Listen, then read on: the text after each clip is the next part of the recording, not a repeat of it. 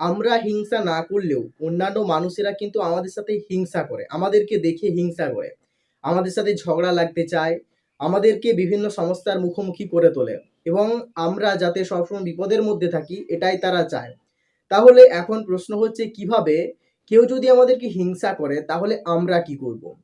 সবার প্রথমে আপনাকে সবসময় হিংসা মুক্ত থাকতে হবে এবং যে কারণে বা কেউ যদি আপনাকে নিয়ে কোনো টোন কাটছে তাহলে আপনি সেই টোন থেকে দূরে থাকুন। আপনি সবসময় জীবনে ঈশ্বর সাধনার পথে থাকুন, তাহলে নিজের মনকে সবসময় পরিষ্কার রাখতে পারবে। আর সব কথা কানে নেওয়ার দরকার নেই। আমরা যখন কোনো একটা কথা শুনি তখনই আমাদের মনের মধ্যে সেটাকে রিয়েক্ট করার জন্য বিভিন্ন আজে বাজে চিন্তা চলে আসে, কিন্তু আমরা সেই সব কথাবার্তা শুনবই না। আমরা সবসময় নিজেদেরকে খারাপ কথাবার্তা থেকে দূরে রাখবো, খারাপ কাজকর্ম থেকে দূরে রাখবো, খারাপ চিন্তা ভাবনা থেকে দূরে রেখে ভগবানের জন্য কাজ করে যাব, নিজের জীবনে সব কাজগুলো করব। সব কথা গায়ে নেওয়ার দরকার নেই, সব কথার উত্তর দেওয়ারও দরকার নেই, কিছু কথাকে অ্যাভয়েড করুন, তাহলেই দেখবেন জীবন অনেক সুন্দর।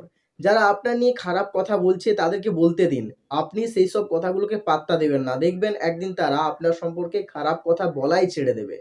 কেউ যদি আপনার সাথে ঝগড়া লাগছে আপনি চুপ করে থাকুন, কারণ আপনি যদি দোষ না করে থাকেন তাহলে আপনার এত ভয়টা কিসের? জীবনে সবসময় শান্তিটাকে বজায় রাখার চেষ্টা করো। জীবনে জীবনে যেসব মানুষগুলো তোমার সাথে লাগছে তাদেরকে অ্যাভয়েড করার চেষ্টা করো, তাদের সঙ্গে কখনোই মিশে যাও না।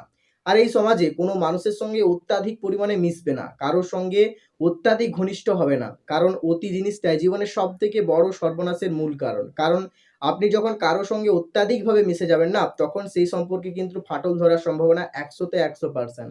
সেই জন্য সবার সঙ্গে একটা সুসম্পর্ক বজায় রাখুন। মানুষ বৃষ্টি থেকে নিজেকে রক্ষা করার জন্য ছাতা ব্যবহার করে, কিন্তু বৃষ্টি থেমে গেলে সেই ছাতাটা মানুষের কাছে বোঝা মনে হয়। আজকের দিনে প্রত্যেকটা মানুষই এরকম, আপনি সবাইকে সাহায্য করছেন তো ঠিকই, কিন্তু আপনি যখনই তাকে কোনো একটা বিপদ থেকে উদ্ধার করে ফেলবেন তখন আপনি তার কাছে বোঝা হয়ে যাবেন। সমালোচনা করার জন্য জিভটাই যথেষ্ট, আর প্রশংসা করতে কিন্তু হৃদয় লাগে, যেটা সবাই পারে না, কারণ সবার একটা বড় হৃদয় থাকে না।